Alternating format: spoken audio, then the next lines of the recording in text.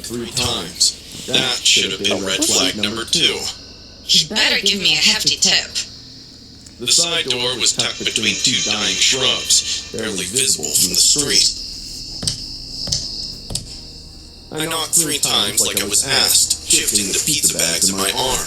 The weight was making my shoulders ache, but it was my last delivery of the day. The door swung open immediately, like he'd been standing right behind it, counting seconds. You're late. That guy looks like my granny when she doesn't get her cake at the birthday party. He grumbled, wide eyes raking every inch of my body. The guy...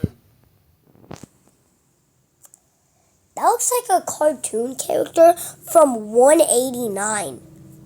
From 1888, man. I was maybe 50, of average height, and wearing a faded gray t-shirt that had seen better days. His hair was thinning Can you tell me why his eyes are black? top, but long in the back, like he couldn't decide which decade he belonged in. Sorry, traffic was crazy. I lied. The hell? Ma'am, that do not. That'll be $147.80. Okay, nope. That do not look like no $180. That looks like about 50. 83 cents. Come inside. He stepped back, Oh, hell no. gesturing into the dark hallway behind him. No. I need help carrying this. I can't really come inside. The company policy. I'm disabled. I can't carry it all myself. If you can't come... Oh, I know you disabled for. Bro, you disabled for the scariest man alive. Come in, you better take it back. His face changed, just slightly, but I caught it. The eyes narrowed. Never mind. And the lips twitched.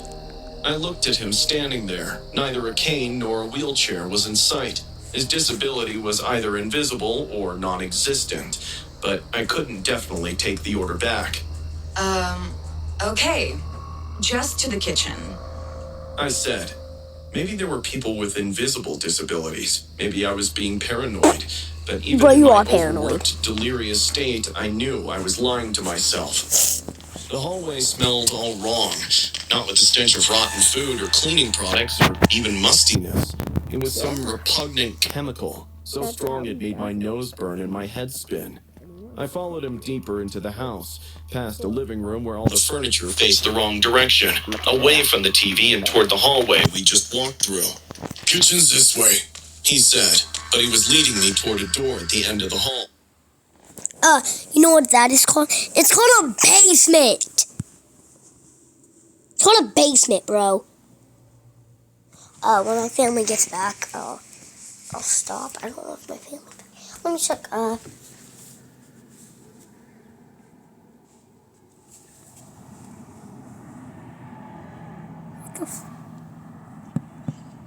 No, I'm just be talking. Bye, though. I mean, yeah, I have a dog named Milo. Okay, y'all. Before we get into the next bit... Never mind. Oh, down here. Down? I'll show you something. I stopped walking. The kitchen's in the basement? That's where my guests are waiting. His voice had gotten softer, almost gentle. They're hungry. Every instinct I had screamed. The house was dead quiet, except for our footsteps. I couldn't hear any sounds of guests, conversation, or TV.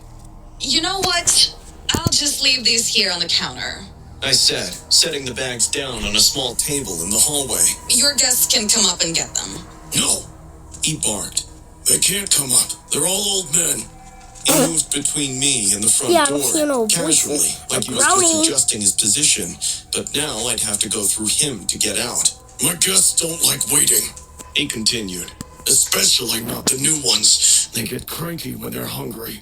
My mouth went dry. Sir, I'm afraid I'm in a bit of a hurry. Got more deliveries and... No, you don't. He grinned, sickly, making my supper churn in my stomach. Shut up. I checked your app. This was your last delivery of the night. He wasn't supposed to know that. I could feel cold sweat glisten on my palms as he took a bold step How is closer. sweat cold? The basement's real cozy, soundproof, and warm lights. All my guests loved it down there. Nobody ever wants to leave. I fumbled for my phone, hitting the call button for the first contact I could reach. It went to Maddie, my best friend's voicemail. Hey! I said it loudly anyway. Yeah, I'm at 1247 Maple Street. Yeah, that one. Can you come help me with this drop-off? The customer has a really big order and needs help getting it downstairs. The man's face went white. His eyes darted toward the front door, then back to me. There's a lot of food here. I continued into the phone. Yeah, I'm in the side door. Just come around the back. You'll see it right there. Hang up, he said quietly. What? Oh, okay, Jake. Yeah, just hurry. I want to get home fast.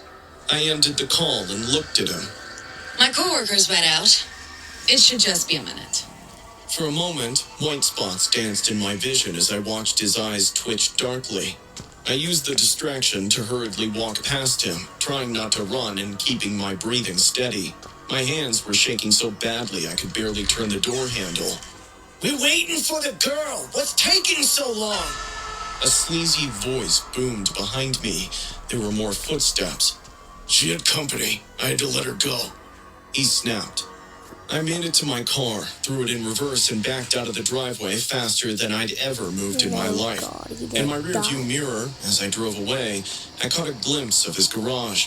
The door was partially open, and I could see plastic sheeting hanging from the ceiling and coiled rope on a workbench. Oh my. My hands were still shaking when I called 911. The police reached the house, made a thorough investigation. The basement was soundproofed. There were zip ties, jars of chloroform stacked in the corner. They even found metal rings bolted into the walls and a handwritten sign that read guests in neat block letters. My God. It looked like a dark web torture room. The cops also found 3 driver's licenses in the kitchen drawer.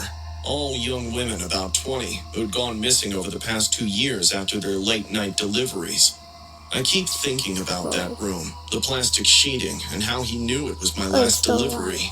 But mostly, I think about his smile when he said his guests never want to leave, because now I understand what he meant. Call of Duty My Mobile guests just never keeps want to getting leave. better. In ranked mode, you They'll can walk earn in free there and rewards die. on new seasons. The Thank higher you, I you don't know. climb, Tell me in the comments, guys. Dating beyond 30 is strange. You're too old for the seduction games, yet too young to quit.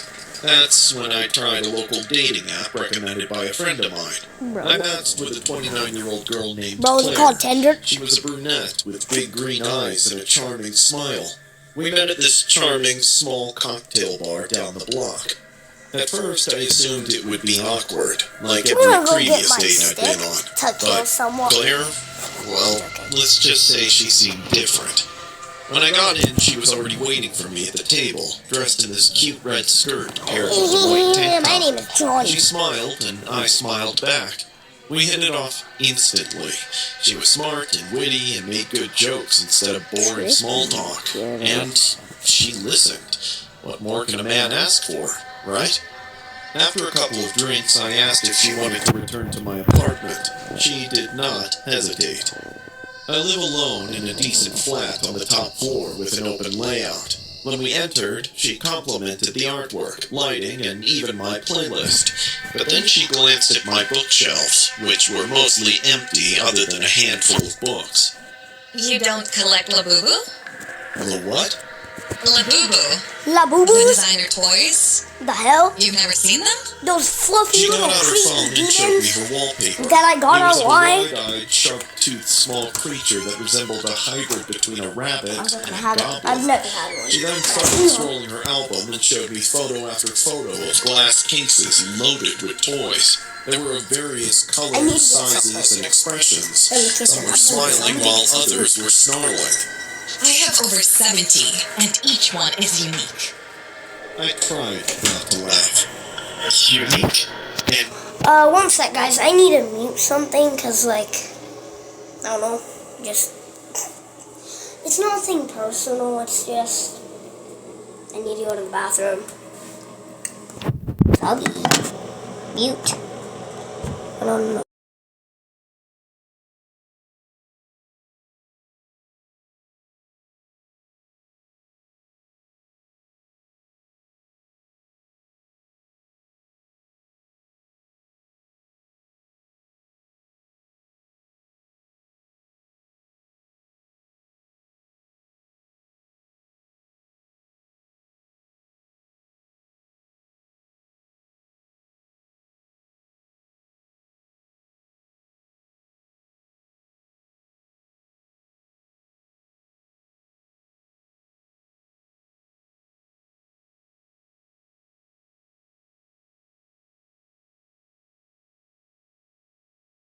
I got it. I got it, boys. Okay, 1 sec. I'm gonna go get some food. I don't know what you made, bro. Yo, while we're doing this, I should make some eggs. Nah. I'm just gonna get some Hot Pockets. Oh my, okay. Well, that was Matt. I do not like that. That is meat, and I hate it. Oh, also, I got some chips, but I don't eat those.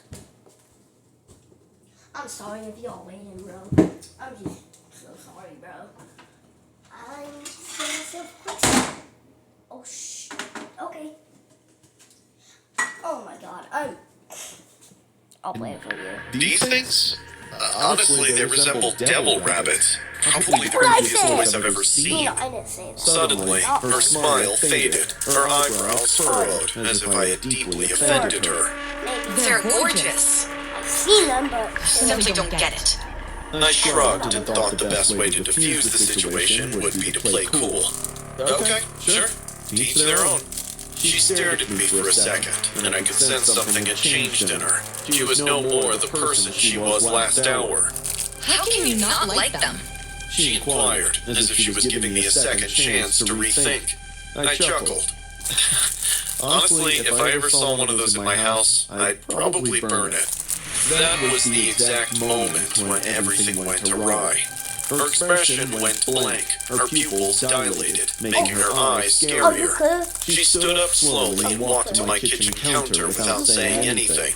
I watched her pick up the sharp knife that I had left out while cutting limes earlier. I laughed nervously. Okay, are you doing something right now? Because she shushed me, putting the knife on her lips. No, she's not doing something, but she's about to your face and probably going to slice off your neck soon. I brought you one. She whispered. What? She dug into her large tote bag and took out a miniature Labubu figure, jet black with scarlet eyes. She placed it on the counter, close to the knife. I wanted him to meet you. I felt my chest tightening. Okay, Claire, enough of your jokes. Put the knife down. She did not move. Her eyes twitched like she was trying too hard to control herself. Then, in a low, shaking voice, she spoke. Today we're behind the scenes with K-12. K-12 what? K-12 what? She spoke. You heard what you said. You should apologize. I backed up, totally furious now. I'm not apologizing to some crappy toy. Just Miss Psycho is Just obsessed with apologize. it. You're gonna My phone was on the counter about 10 feet away, and I tried to remain cool. Look, it's late. You should probably leave. She suddenly lunged. I was ready to dodge, but she sliced my arm open and then started screaming about how I should apologize to her Labubu. I lurched backward, nearly tripping over the coffee table. I grabbed my phone and locked myself in the bathroom. I stood against the door while she kept kicking and banging on it like some maniac. I dialed 911. Yes. My hands were shaking. I informed them that a woman I had brought home was having a breakdown and that I was concerned for my safety. She stopped banging after about a minute, but I did not open the door. I pushed my ear against the wood and listened. I heard whispers. Her voice indicated that she was speaking to someone. She had stopped yelling or screaming, just whispering. It was terrible. 10 minutes later, 2 police officers arrived. As they got in, I opened the bathroom door just enough and pointed them at Claire, who was now sitting on the couch, clutching the Labubu to her chest like it was her forever treasure. The officers warned her, and then one of them cuffed her. She was bleeding from her hands from thumping on the washroom door too hard. There was cotton everywhere on the couch as she angrily stabbed the pillows. When the cops were taking her away, she kept yelling, How could anyone hate Labubu? Her voice echoed in the corridor, louder than it should have been. I came out of the washroom and watched her leave. She did not look at me once. It was 3 weeks ago. The cops later informed me that Claire had no criminal record. She is clean. But she was a member of online forums with obsessive fan clubs that treated these toys like living entities. They believed she needed psychiatric evaluation. Claire said, in her defense, that the Labubu line became her new purpose. They told me I could press charges against her, but I didn't. I knew they would send her to some mental institution anyway, so what's the point in making things harder for her? After all, she is sick, because any obsession that erases your sense of reasoning is a medical problem. I haven't heard from her since. I just hope she gets all the help she needs. And to all the Labubu fans out there, you guys better stay away from me. What you mean, I'm not proud of how lonely I got after my breakup. I'm 40 and work in tech. Let's just say I don't exactly light up a room. After the end of a 5-year relationship, I hit a pretty low place. That's when I downloaded Tinder. I used Tinder as a temporary distraction from serious relationships. And one day, I met Darla. She was 35 with red hair, kind eyes, and a smile that somehow made me feel seen. A little quirky, sure. She said she lived in an old farmhouse on the outskirts of town and cared for her paralyzed grandfather. She was funny, honest, and actually seemed interested. After a couple of casual dates, she invited me to stay over at her place. She said it would be nice to cook me something homemade, and she didn't like leaving her grandpa alone at night. I hesitated for a second, thinking how fast it was moving, but I was craving connection, so I agreed. The farmhouse was far into the woods. It looked old but cozy, surrounded by a rustic charm. She greeted me with a kiss and a warm smile, and showed me around. The living room was full of antiques. The kitchen smelled like herbs and raw meat. She said she was making stew, her grandfather's favorite. That's when I first noticed something strange. Big chunks of raw meat sitting out on the counter. No fridge, no ice. I asked if she was going to put them away. Nah, the doctor prescribed it that way. Grandpa's on a full meat diet, you know? As night came, the farmhouse grew eerily quiet. We sat on the couch and talked, but my eyes kept drifting to the hallway, to Grandpa's door.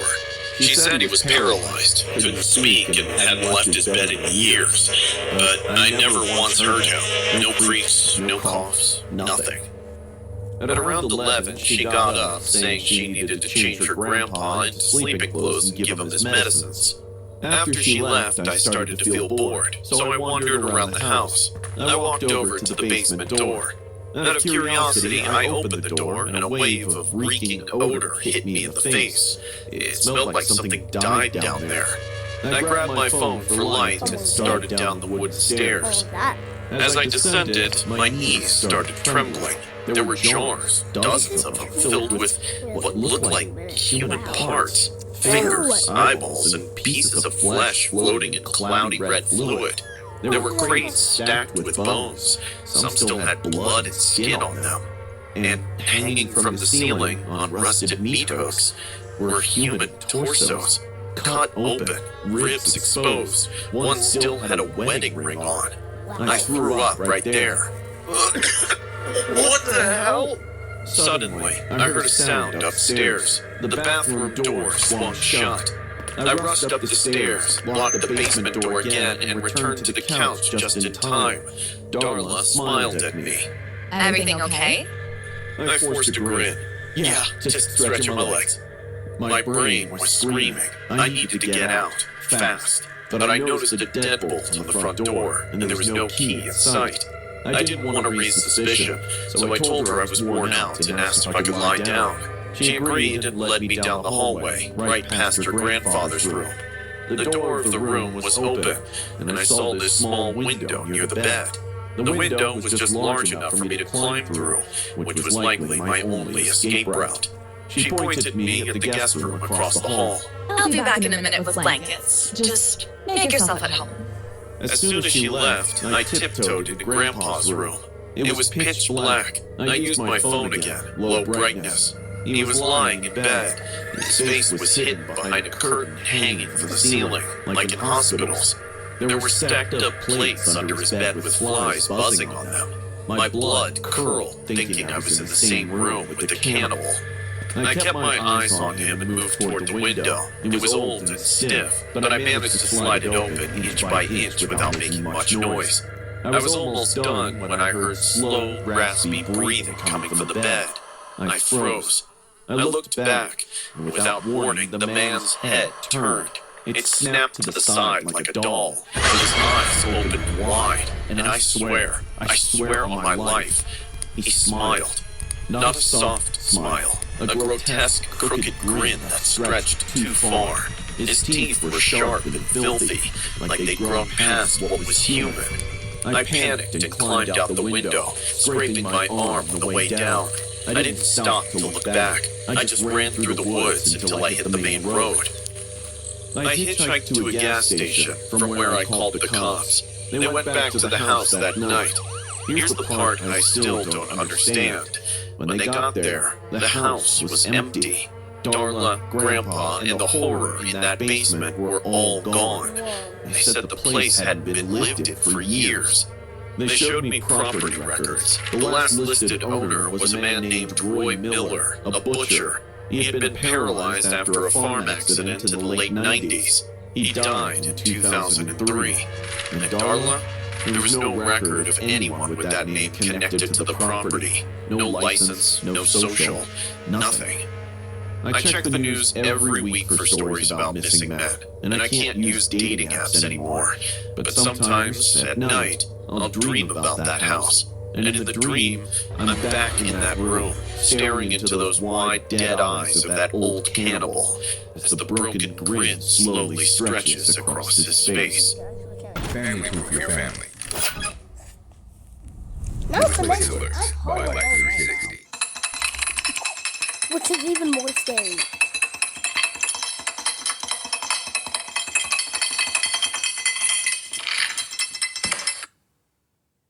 Peace.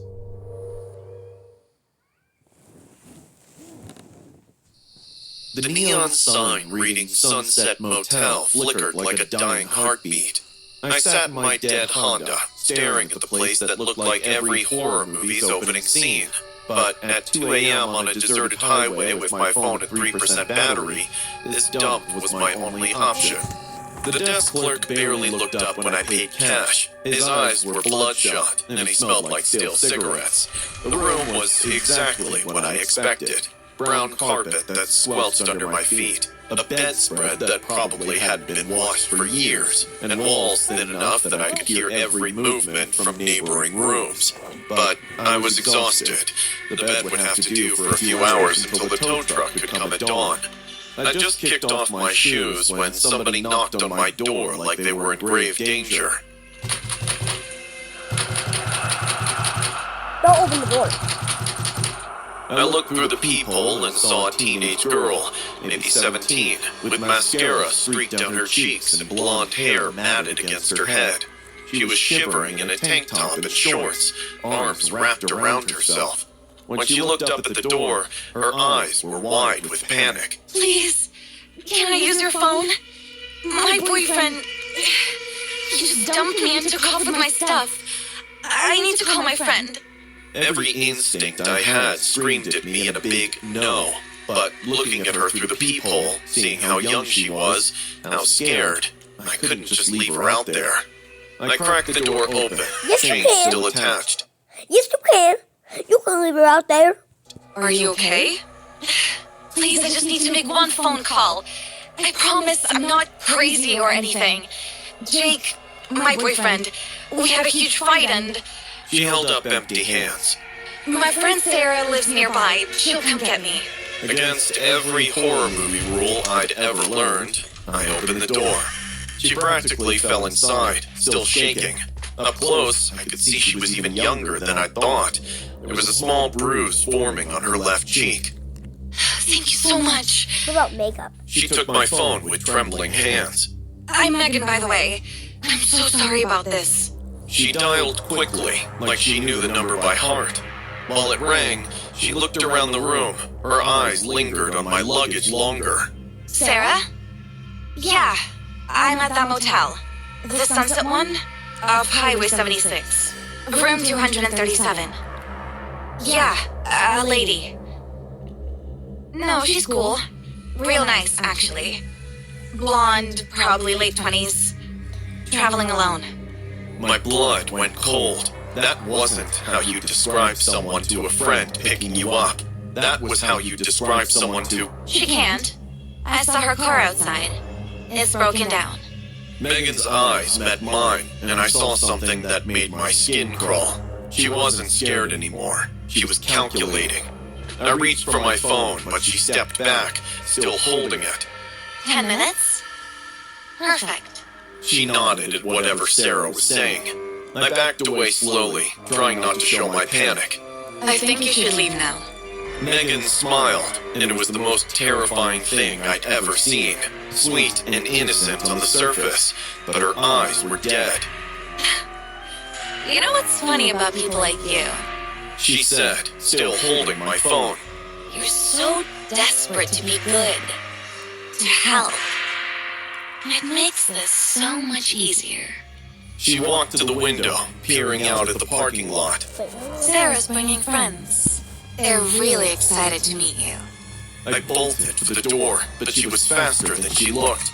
Megan grabbed my arm, nails digging in deep enough to draw blood. Where are you going? They'll be here soon. You wouldn't want to be rude, would you? I yanked free and made it to the door, fumbling with the locks. My hands were shaking so badly I could barely work them. I heard the sliding glass door open behind me. Right on time. Megan giggled. Heavy footsteps echoed on the balcony. There were male voices, low and sinister. I finally opened the door and ran into the hallway, screaming for help. The motel was silent and dark everywhere. Where was everyone? Where was the desk clerk? I heard them behind me, at least 2 men, maybe more. Their footsteps echoed off the concrete. I ran toward the front office, but the lights were off. I ran blindly and entered one of the ground floor rooms. I slammed the door shut and hurried toward the bathroom window. Behind me, I could hear something heavy hit the main door. The window was small and high, but I'm not a big person. I could fit. The glass cut my arms as I squeezed through the window. I could hear them breaking down the bathroom door as I dropped into the bushes behind the motel. My phone was still in there with Megan. There was a gas station about half a mile down the road. If I could just... Lisa! I froze. One of the men knew my name. How did he know my name? Lisa, we just want to talk. Megan says you're being unreasonable. I ran, stumbled through the desert scrub, cutting my legs on thorns, not caring about anything except getting away from that voice. It followed me for what felt like hours, but was probably only minutes. The gas station was closed, but the payphone worked. The police found me there bleeding and babbling about a teenage girl and traffickers. They arrested 3 men and Megan, whose real name was Jessica and who was 19, not 17. She'd been working with them for 2 years, targeting solo female travelers for her clients. The motel clerk was her cousin. I found out later that room 237 was their favorite. Good sight lines to the parking lot, balcony access, no bathroom window to help you escape. Now, 3 months later, I still can't sleep in hotels. I can't trust anyone who looks too young, scared, or perfect. Sometimes, the person who needs help the most is actually the last person you should ever let inside. Not that you should be doing that. Oh. Hey, wait, are they gonna arrest me? What happens? Oh, they're getting out! Right. I've been working at McDonald's for almost a year now. The job isn't anything to boast about, but since it covers my car insurance and rent, I keep doing it. The place is usually dead after 11 p.m. Most nights, it's just me, the fry station, and the occasional late-night customers. I can't say every night goes the same because the memory of that one night still haunts me in my dreams. What do you mean, what? It was a mundane Tuesday, and I was sitting alone at the counter watching the rain, accompanied by flashes of lightning. It had been almost 2 hours, and no customers walked in. But the company policy compelled me to stay open, instead of locking up and going home. The hum of the fryer and the dull thud of rain against the roof were the only sounds traveling inside the restaurant. I was casually loitering behind the counter when the entrance door jingled. It startled me not because of the sound, but because I hadn't heard a car pull up. I turned around and saw an old woman standing in the entrance. She wore a thick, moth-bitten coat, even though it was warm inside. Her face was caked with clown-like makeup, white foundation, exaggerated red lipstick, and faded blue eyeshadow smeared on her eyelids. She had vibrant red nails, which were so long that they kind of creeped me out. She held an oversized Stanley Cup in both hands, covered in chipped glitter and scratches. Are you open? We are indeed. She smiled at me, and I immediately felt cold. Her coffee-stained yellow teeth flashing from the red lips made it difficult to look at her face for more than 3 seconds. It was one of those too wide, too forced smiles, the kind that make you feel like something was deeply wrong, even if you couldn't explain why. She walked up to the counter and said in this squeaky voice, Just a small fries, dear. I rang her up. She paid an exact change, each coin placed slowly into my palm. Then she shuffled to the farthest corner booth, clutching her Stanley Cup. Customers are weird sometimes. That comes with the job. So I didn't think much. What's that, guys? What do you want to say?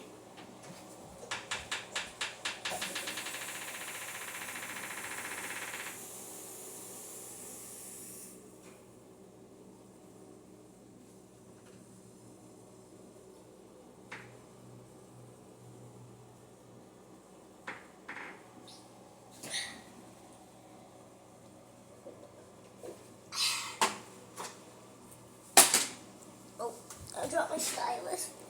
Yeah, I had a stylus. I dropped the fries in the oil and watched her sitting at the corner table. She didn't move much, just sipped from her cup, slowly, carefully, like she was savoring each gulp. But soon, I started noticing something weird. Every time she took a sip, red liquid trickled down her chin. At first, I thought it was ketchup, but she wasn't eating yet. And then, I saw her tongue. She darted it out, licked the red line, and smiled to herself like it tasted sweet. I don't know why, but the hairs on the back of my neck stood up. I went to the back, pretending to check the stockroom. My heart was racing for no reason I could explain. It's not like she was doing anything illegal, but something about the way she sipped and the way she looked made my stomach twist, and I was very suspicious about the content of her cup. I quietly called 911. I told them I wasn't sure what was going on, but there was an older woman behaving strangely. I said she had blood on her chin. I didn't know what else to say without sounding paranoid. 15 minutes later, 2 officers pulled into the lot. The rain was still coming down hard. I unlocked the door to let them in and pointed toward the booth. She was still there, sipping and smiling like a crazy person. The young officer approached her gently, crouching a little so he wasn't towering over her. "Ma'am, can we take a quick look at your cup?" She tightened her grip immediately. It's mine. I need it. I'm still drinking. The older officer stepped in. "We understand. We just want to make sure everything's okay. Please?" It took a full minute, but eventually they convinced her to hand it over. Her hands were shaking. She looked like she was about to cry. As soon as they took the lid off, the younger cop reeled back. My body went into shock mode as I found out what was inside. There were severed human fingers floating inside the cup. It looked bloated, probably belonged to a man. The water in the cup turned red, and blood was dripping from the fingers. The woman first stared at the cup and then turned her gaze toward me. She knew I was the one who called the cops. A cruel smile appeared on her face. I cleaned them for him. He touched her with those fingers. I had to make it right. The officers quickly placed her under custody. She didn't resist. She just kept mumbling to herself. He said he was sorry, but it was too late. Later that night, after the scene cleared, one of the officers came back to grab the security footage. I asked him if she was mentally ill or something. He gave me a grim update. Her name's Eleanor Kessler. We found her husband dead at their house. Eleanor butchered him for cheating on her with his secretary. That cup she brought in, that was his anniversary gift to her. The cup is custom-made, engraved, and has a capacity of nearly 40 ounces. He palmed. Why did I just get a pop-up of a Stanley, of that same Stanley? I want to know why. According to her, it holds more than we can imagine. Look at this. That was the last thing he said before he left. I didn't finish my shift. My manager came in early to relieve me. I gotta get I didn't go to work the next 2 days. I kept thinking about the red line on her chin, the way she licked it with that sick, satisfied look in her eyes, the way she clutched that Stanley Cup like it was more important than her life. It's been 3 weeks now. I still work at the same McDonald's, but I can't walk past that corner booth without glancing twice. Some nights, I'll think I see her there, just for a second, sitting with her coat zipped up to her chin, watching me.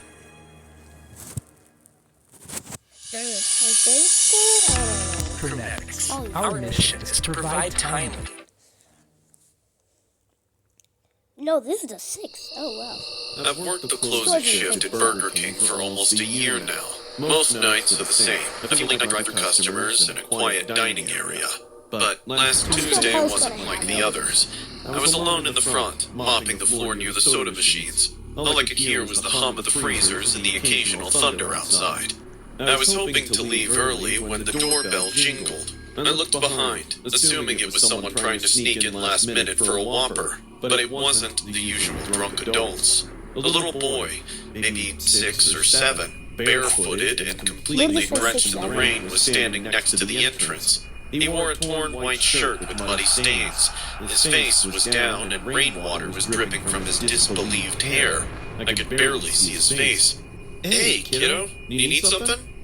He didn't respond, just slowly raised his hand and pulled out a skipping rope from the back of his shirt.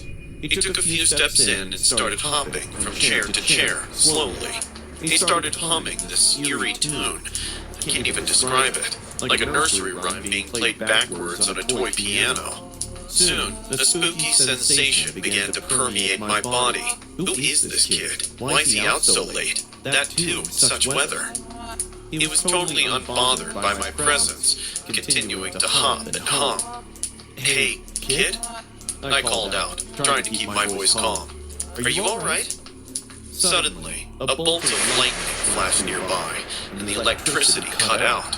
The restaurant sank into darkness, and the only source of light was the street lamp close by. I was shocked when I realized how come the street lights working yet the restaurant's lost power. When I looked back, the kid was gone. I thought he must have left, so I turned on my phone's flashlight to take a quick look at the electric panel inside the storeroom. But just as I flashed the light on the floor beneath me, I saw bloody footprints leading from the corner where I last saw the kid to the kitchen. My heartbeat got rapid. How is this possible? The kid walked past me and I didn't see him.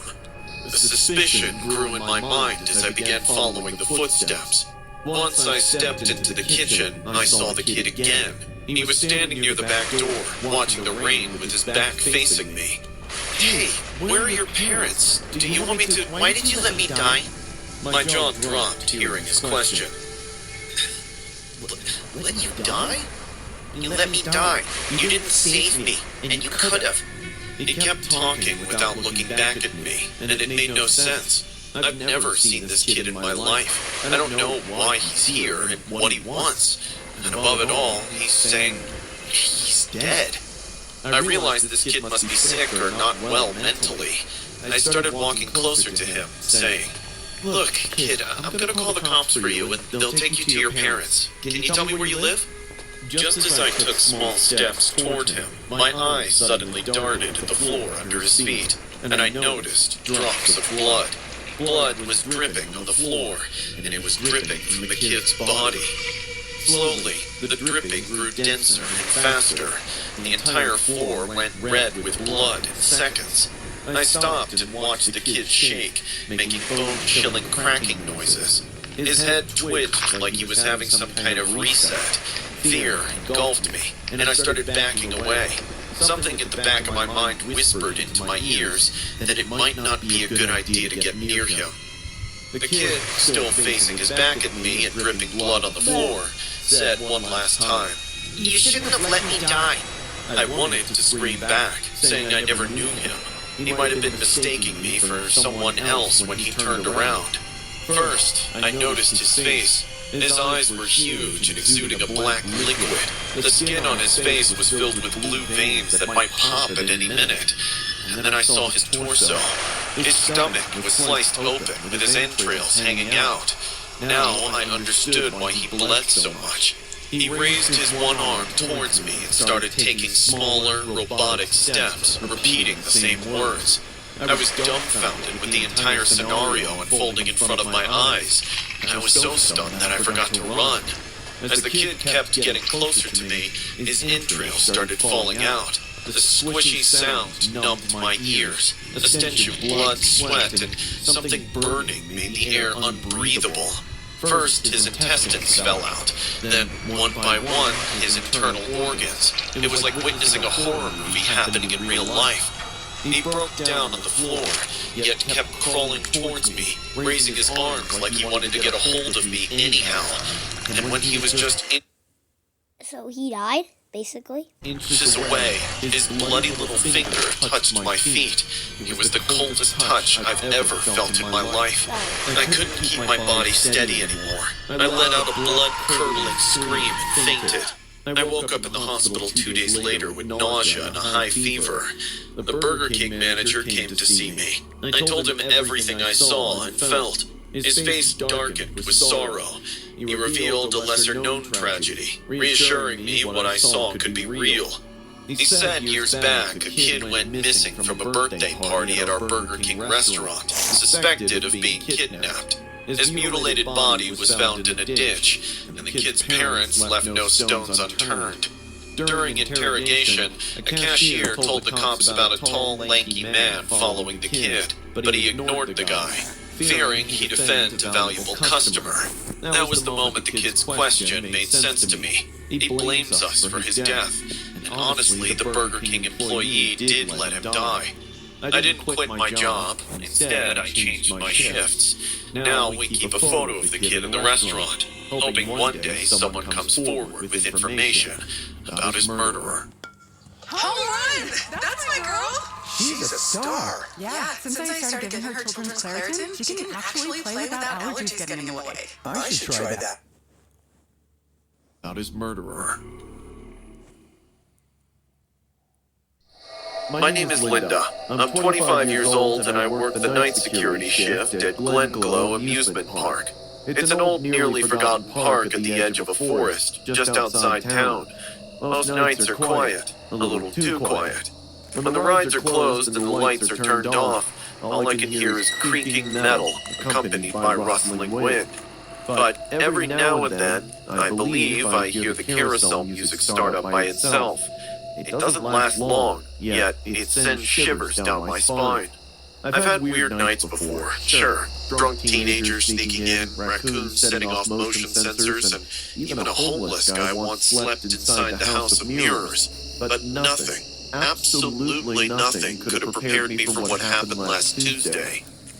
It was around 2:15 a.m. I was on my second round. I had a flashlight, a walkie, and my phone. The air felt colder than usual, and there was a strange coppery smell, like rust. I tried to ignore it. I passed the empty food court, the arcade building, and the spinning teacups. Everything was dead silent, like usual. But when I reached the haunted house ride, I saw someone crouching in the dark, in the shadows by the mechanical shed. Someone was close to the side of the ride. I thought it was the older night watchman, Derek. He's the only other human in that park besides me. But as I took a few steps closer, I realized I didn't know this man. He was crouched down, doing something. I heard a soft groaning, not from a man, but from the ground beneath him. It sounded like someone was in pain.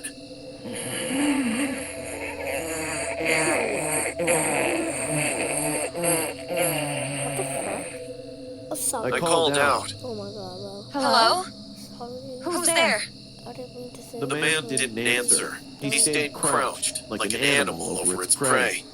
My hands tightened around my flashlight as I approached slowly. Suddenly, I stepped on a twig and made a loud crack. The man turned around. I stopped. His face. God, his face. It was pale and stretched. He had the sick grin with too many teeth to count. His eyes were black pits and pale white eyeballs. He reminded me of the character Babadook. Once he saw me, he stood up and tilted his head sharply, like a crow eyeing something already dead. He didn't say a word. He just looked at the sky, then back to the ground behind him, and sprinted straight into the thick bushes beside the ride. I stood there, covered in sweat and dread, not knowing what to do next. My instincts screamed at me to run the other way, but I couldn't. I had to know what or who he was crouched over. So I took a step forward. I could see a trail of blood flowing along the ground. As I got closer, I found Derek lying on his side, shaking, eyes half open. His lips were gone, just cut off, leaving behind a mess of bloody gums and exposed teeth. His face was wet with blood. I could see deep slashes across his chest, arms, and even fingers, like someone had taken a scalpel to his skin, cutting him just enough to make him bleed everywhere, but not die instantly. I dropped to my knees. Oh my god! Derek? He couldn't talk, just wheezed, trembled, and stared at me with eyes full of panic. I fumbled for my phone and called the cops with shaking hands. My voice cracked as I told them everything I saw. Then I held Derek's hand and whispered, You'll be okay. Just stay with me. Help is coming. My eyes wandered to every dark corner of the park as I sat beside him. I didn't want to leave him alone, even for a second. Every sound made me flinch, the rustling trees, the creaking rides, the wind whistling through the gates. I kept thinking he was going to come back, and how would I protect myself and wounded Derek if he did? But fortunately, he didn't. The cops arrived within 10 minutes. I waved them down with my flashlight. When they saw Derek, they called for medics immediately. 3 officers stayed behind to investigate the park. They split up, flashlights in hand, moving fast but cautiously. I couldn't hear much from their radios, but I did hear one thing. They found him. The man was hiding in the park's underground maintenance tunnels, a series of old access halls running beneath the rides. Most of us never went down there. He was curled up near a pile of blankets and old candy wrappers, surrounded by stolen park food, children's toys, and worse, what looked like blood-stained tools and bits of hair. The police cuffed him, but he had no fear in his eyes. Instead, he began narrating a creepy children's rhyme like a psychotic person. Tiptoe Tim with his hollow eyes creeps at night when the robin cries. One by one he counts your toes, whispers secrets no one knows. Hide your dolls and lock the door. He drags his feet across the floor. Smile too wide and skin so thin. Don't let little Tim come in. One officer later told me he was a missing patient from a mental asylum 3 towns away. He'd escaped 2 weeks earlier. Somehow he'd slipped into the park unnoticed, using the tunnels to move around. No one knew he was there. He must have been watching us for days. The scariest part? He could have done to me what he did to Derek. If I had arrived just a few minutes earlier, or if I'd gotten too close too fast, maybe he would have slashed my face open as well. Derek survived, barely. He spent a week in the hospital and needed reconstructive surgery. I quit that job 2 days later. Now I work at a retail store during daylight hours. No more night shifts, no more empty parks. And if I ever hear carousel music again, I walk the other way.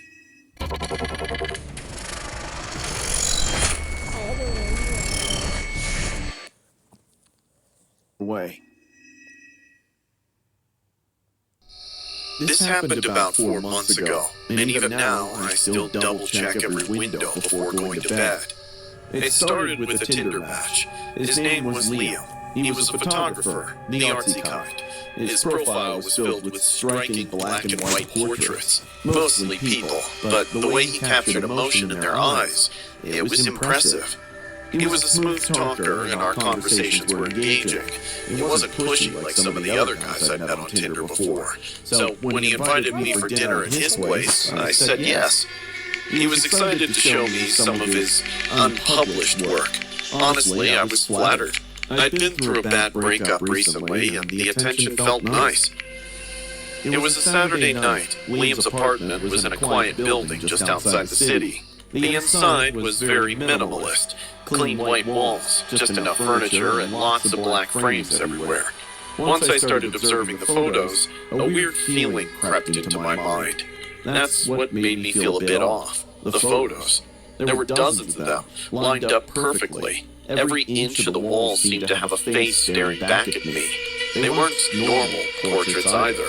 They looked private. A woman brushing her teeth, a man staring out of a dark window, a kid sleeping on a couch, all black and white, all incredibly sharp, and all deeply unsettling, as none of them were looking at the camera. I remembered standing in front of one photo, a woman undressing in what looked like her bedroom. Wow. Your models do know how to pose, huh? It looks so natural. They aren't models, they're real people. He smiled, almost proud. I laughed, thinking he was joking. So how did you capture them? Secretly, through windows. It's the best way, honestly. I felt a cold shiver run down my spine. He poured us wine and served pasta. I kept picking at my plate. My appetite was gone. Every now and then, he'd glance over my shoulder like he was checking the light. Then, he started justifying his peeping Tom behavior for the sake of art. You see, I don't believe in pose photos. Real emotion happens when people don't know they're being watched. That's when they're most vulnerable. I asked if he had ever gotten caught. Once, he said, sipping his wine. She was angry, but I apologized and made it up to her. That's when my gut screamed at me to leave. I thanked him for dinner and said I needed to get going. But Liam stood up quickly, blocking the front door. Wait, before you go, I want to show you my masterpiece. My heart dropped. I smiled politely and nodded, pretending to be curious. All the while, I was trying to come up with an excuse, something to get out fast. As he turned toward a hallway, I quietly slipped a fork off the table and hid it in my sleeve. He led me to a door at the end of the hall. Even before he unlocked it with the key, I could smell something awful behind it. That was red flag number 200. The room was dimly lit. The smell was choking my nostrils, like something rotten had been soaked in chemicals. The moment the door creaked open, I knew I wasn't safe. There was a chair in the center of the room, and a woman was on it. At first, I thought she was alive, but her skin was gray, her limbs were swollen, her head was tilted, and she had this horrible, stiff smile on her face. Her eyes were fixated on me. Her eyeballs were filled with red veins and opened too wide. When I looked closer, I noticed movement inside her mouth. For a second, I thought she was really alive. But then her mouth moved slowly. Suddenly, her jaw flung open, and clouds of maggots dripped to the floor. Tiny maggots wriggled through her hair, too. She was wearing a red bathing suit, like she had been at the beach, but now she was posed like a mannequin, propped up like a trophy. I felt the fork slide from my hand and hit the floor. Liam stepped inside, eyes glowing with sick joy. She's beautiful, right? He whispered. I caught her swimming alone 2 summers ago, and I watched her for weeks before I made my move. Look at that expression. Fear, trust, confusion, all frozen forever. I couldn't breathe or blink. My brain kept trying to tell me this was fake, a sick art piece. But it wasn't. The smell was real, the flies were real, and so was the psychopath standing next to me. He kept talking, laughing like it was the best moment of his life. Suddenly, something even more horrifying happened. I guessed it was the decomposition or the outside air getting in that room. But the woman's face suddenly sloughed off her skull, revealing the rotten flesh and bone underneath. I screamed and ran for the door. Liam's voice echoed behind me. Where are you going? There's no need to be scared. I can fix this. I'll glue it up. I thought you understood me. I sprinted out of the door straight to the street. I flagged down a couple driving by, screaming like a lunatic. They called the cops while I sat shaking in their back seat. When the cops arrived, I took them back to the apartment, but Liam was gone. The girl's body, the photos, were still there. My half-eaten plate of pasta was still resting on the table, and they searched for weeks, put out alerts and talked to neighbors. No one really knew him. He had only lived there a few months, paid in cash. I believe he even gave me a fake name. To this day, they haven't found him. But here's the part that really haunts me.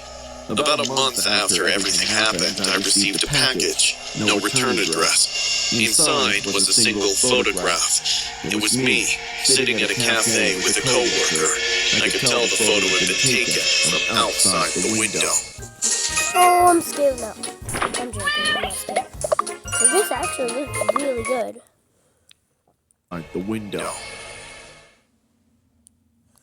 Screen 9. This happened last Saturday. I had just finished my first 2 weeks of college, and my roommate Liv was determined to drag me to my first frat party. I didn't want to go. I barely knew anyone on campus, and the idea of being surrounded by drunk strangers didn't exactly thrill me. But Liv had a way of convincing people. By 9 p.m., I was standing outside the Alpha Beta frat house, wearing one of her tops, trying not to look completely out of place. The party was loud and chaotic and smelled like spilled beer and sweat. Music blasted from massive speakers in the backyard. People were dancing, laughing, and playing beer pong. I stood near the edge of the crowd, clutching a warm solo cup of jungle juice, pretending to text someone, when I saw this guy sitting alone from the crowd. He was dressed in a green hoodie with hands in his lap and dangling his feet in the pool. While everyone else was trying to show off or hook up, he just sat there, watching. I don't know what compelled me to walk over. Maybe it was boredom. Maybe it was curiosity. Mind if I sit here? He nodded. Sure. He said his name was Mason. He was an art major and said he didn't really like parties, but came for the energy. There was something about him, calm yet uncomfortable. We talked about movies, tattoos, and the absurdity of frat life. He wasn't like the other guys here, so I let my guard down. And that was a huge mistake.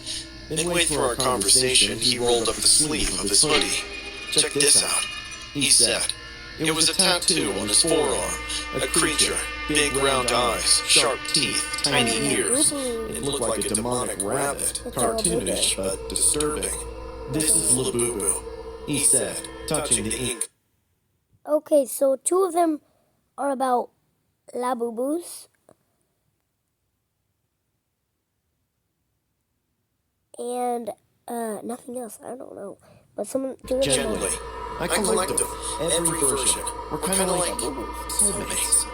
I tried laughing, thinking he was joking, but soon realized he was being dead serious.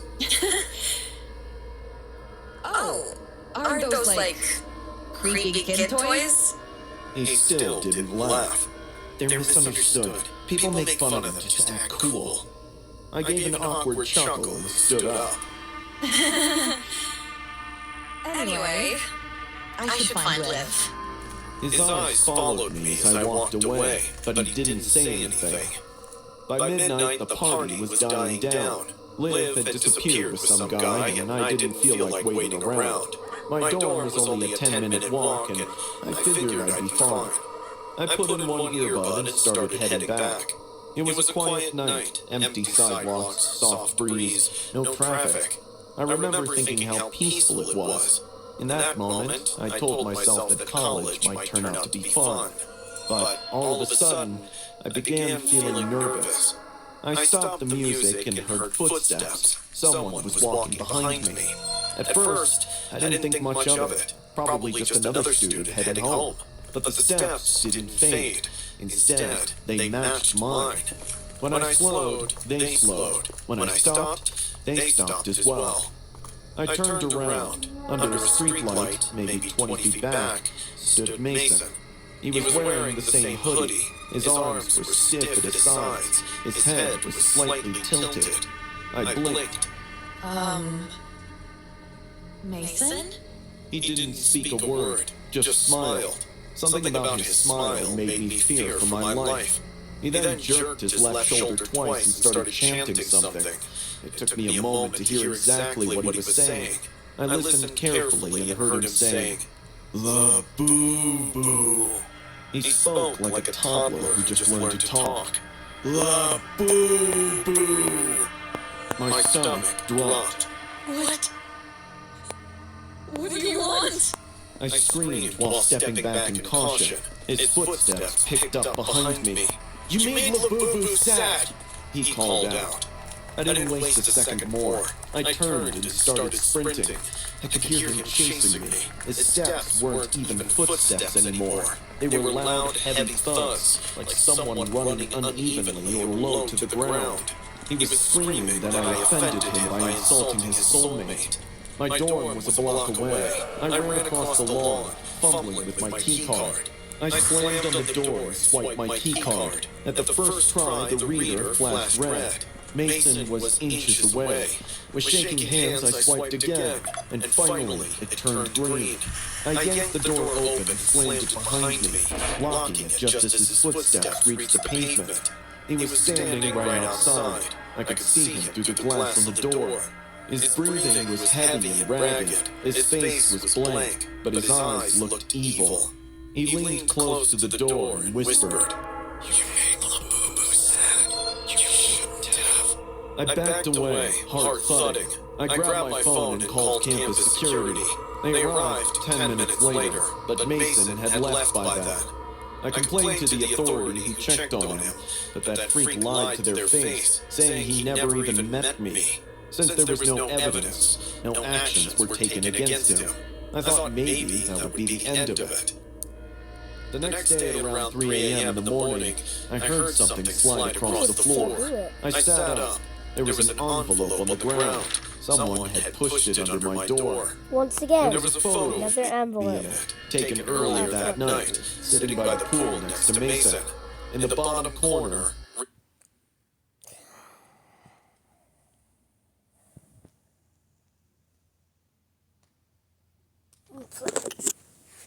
Need to go check my mom's here.